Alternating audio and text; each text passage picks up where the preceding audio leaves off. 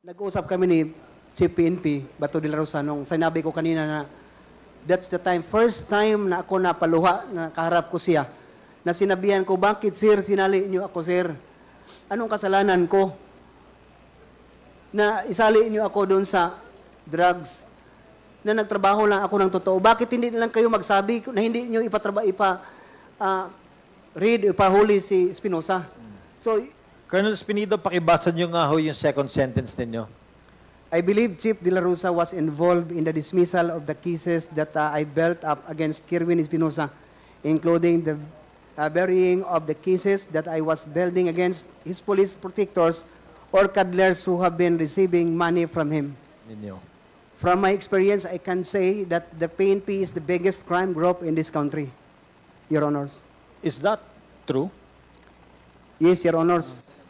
What do you plan to do upon retirement? Ano ang gusto ninyong gawin for your community, sa simbahan ninyo, for your people? To continue siguro, Your Honor, sa pag-evangelist. Tapos na ako sa trabaho as a public servant, then yun naman ang sa Panginoon ko because, Your Honors, ang pulis lang talaga ang magsulba sa lahat ng problema. Walang kasali, hindi kasali ang mga elected officials. Only the police because we have the power mandated by laws to implement the law without fear or favor. That is our mission, to maintain and prevent, to serve and protect. Yun lang sana, Your Honors, ang police. Isinasabuhay yung mission at saka yung core values na pro-God, God-fearing, hindi tumatanggap ng pera. Matapos yung problema ng drugs, Your Honors and Lady. Thank you, Mr. Chair. Mayong hapon, Colonel. Mayong hapon, sir. Mayong hapon. Nais ko lang balikan po. Tanungin kita doon sa laysay mo on paragraph 7. And this is a portion of the affidavit under paragraph 7 na gusto kong ikot. I was able to read these affidavits together with the logbook. Ito, you're mentioning about the payola system, yung payment, no? Yung binabayad ng mga protectors dito sa page 7. At sinabi mo, I was able to read the affidavits together with the logbook that was enclosed with a copy of clear checks in the name of PNP officials. As such, I have learned that top PNP officials were receiving money from the Espinosa. And you were, after that, turned over this logbook, copies of the clear checks and affidavits with Police Brigadier General Francisco Himburon, then the PNP Provincial Director of Leyte. Alam niyo po kung nung nangyari after you turned over these logbooks, ano po yung naging action? Na-dismiss lahat, Your Honors, ang na-file natin ng mga officers. Na-dismiss lahat? Yes, Your Honors. Naka-duty sila, balik silang duty. So ibig sabihin, merong ginawang investigation, meron pong case na na-file dito sa mga listahan ng mga pangalan, and eventually na-cleared? Yes, Your Honors. Okay. Ilang months pa ho ba nila ginawa yung mga investigation na ito? Nag-file ako ng November of 2016, Your Honors.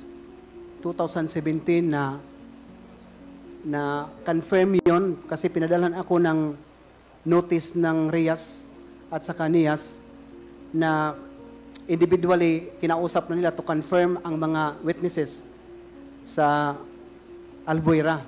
And at the time, Your Honors, na-assign ako sa Usamis, March 2017. Yung Mr. Chair, kasi importante din ho natin malaman yung timeline dito, no?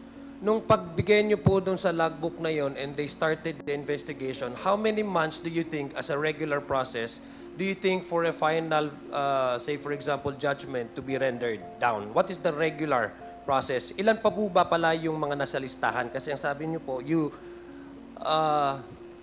parang you maintain that these names will be retained in the logbook. Ibig sabihin, ayaw nyo po ipadelete. So probably you know the names of all these PNP officials that you saw in the logbook, no? The regular process ho ba, ilan ho sila?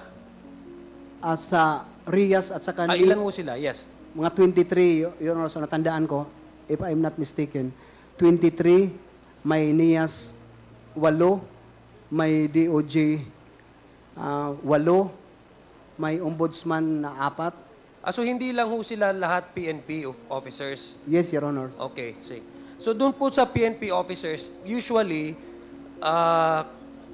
mga yung regular na process, sabihin natin na dumaan sa normal na proseso na pagpalagay natin walang outside intervention of influence. How long would it take, for example, for a case to be either dropped or dismissed or would go further for for further complaint or investigation? Pinakahaba na yun, Your Honors, yung 6 months. 6 months. Pinakahaba. In the case of all these names involving PNP officers in the logbook, ilang months po sila nagkaroon ng investigation and then how long will the investigation last before the dismissal of order was rendered down? For 4 months, Your Honor, 3 to 4 months, may ginawa ng investigation ang RIAS. And sa palagay niyo po, masyado mabilis ito? At the time, Your Honors, mabilis. Okay. Sinabi niyo yun ho dito, kasi mukhang sabi niyo, doon ho kayo nagre-report diretso kay then PNP Chief Bato de la Rosa. No? How many times did you actually go to the Chief PNP to report a certain assignment? First, Your Honors, when I assigned in Albuera, nag-courtesy call ako sa kanya sa Krami. Then the next, pagbalik ko, Your Honors, nag-report na ako ng accomplishment sa Albuera. Pangalawa. Pangatlo, sa Usamis ako, Your Honors, nung kasagsagana ng assignment ko sa Usamis, March, April. 3 lang beses, Your Honors, na nakapagpunta ako sa Krami. Doon po sa 3 beses po kayong nag-usap ni then Chief PNP, now Senator Bato de la Rosa, kasalay ho pa ba dito doon sa sinasabi niyong nagkaroon kayo ng verbal altercation? Nung nagkaaway or nagkaroon ng argument kayo ni certain Senior Superintendent Albert Ferro? Yes, Your Honors. Kasama po doon sa pangatlong pag-uusap ninyo? Pangalawa, Your Honors. Doon pangalawa. Yung nag-usap po kayo regarding doon sa pagkaroon kayo ng parang sagutan. Kasi nga, according sa paragraph 16 ng iyong affidavit, ang sinasabi parang in-involve kayo doon sa nagre-receive kayo as one of the police protectors ng mga drug. No? And you said na hindi totoo, so nagkaroon kayo ng altercation, nagkaroon kayo ng verbal Hindi ho nyo ba na-mention kay Chief PNP na meron in fact kayong nakuha na listahan ng mga PNP officers doon sa logbook na sinasabi na sinubmit ninyo kay Police Director at that time to prove that you are indeed not part of any payola system or receiving any money as an evidence that you are really in fact an honest policeman. Have you ever thought of maybe, kasi parati kayong nagkakaroon ng connection with GP, nung kayo diretso kung nag-re-report, have you ever thought of maybe also informing the Chief PNP that you have had in your possession a list of the PNP payola system, protectors, just to prove that you are really innocent and you're one of the honest policemen? Sorry, Your Honors, for that situation, the junior officer cannot afford to do that, Your Honors, to sabihan mo yung PNP na, sir, ako, ganun.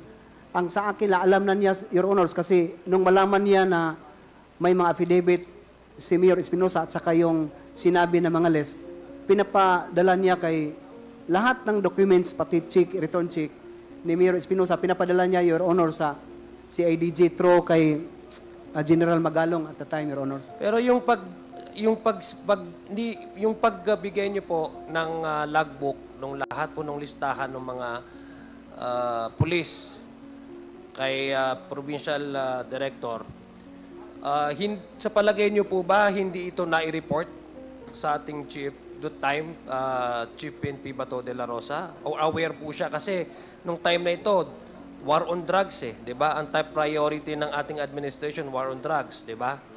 So, ito, sa palagay niyo po ba itong logbook na ito, talagang importante ito, kumbaga, parang isa ito sa mga explosive na smoking gun, di ba?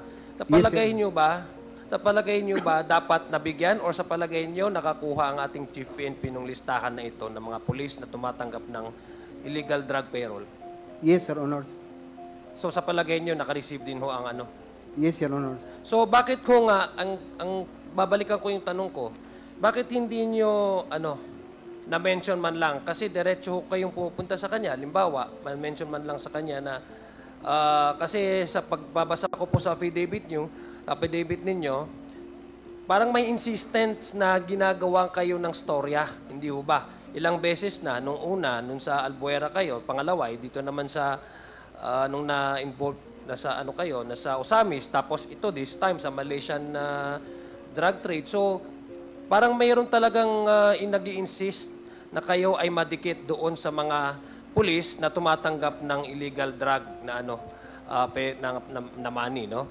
So, having that access to the then Chief PNP, because sabi niyo nga siya diretsong tumatawag po sa inyo, bakit hindi ho kayo nagkaroon ng isang pagkakataon, halimbawa, na masabi sa Chief PNP na just to prove your innocence, that you are in fact clearing all the missions that were given to you, and you have in fact in your possession some names who are allegedly involved in receiving money from drug trade, illegal drug trade? Your Honors, nung nag-usap kami ni Chief PNP Bato de la Rosa, nung sinabi ko kanina na that's the time, first time na ako napaluha, na kaharap ko siya, na sinabihan ko, bakit sir, sinali niyo ako sir? Anong kasalanan ko? Na isali niyo ako doon sa drugs. Na nagtrabaho lang ako ng totoo. Bakit hindi lang kayo magsabi na hindi niyo ipahuli si Espinosa? So, narinig ko sa kanya, Your Honors, pagsabi ko na, sir, tao mo naman ako ang chief of police, kinuha mo na maging hippie ng Albuera. Your Honors, very disappointment in my career, nasabihan ka ng Chief PNP mo na, hindi kita tao, Job, ang tao ko si Albert Pero.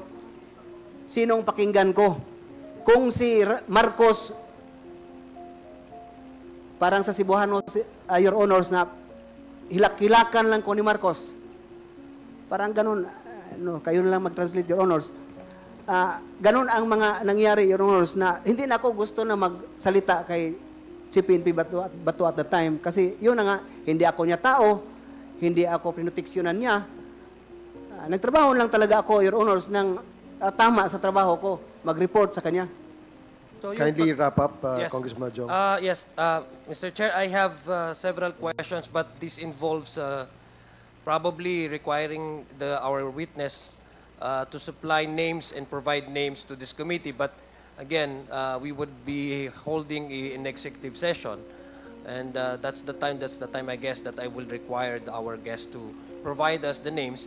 And Mr. Chair, I also noticed that in his affidavit, on paragraph 22, he mentioned about my place, no, in Marawi City. This is in relation to his duty when he was deployed to Osamis City.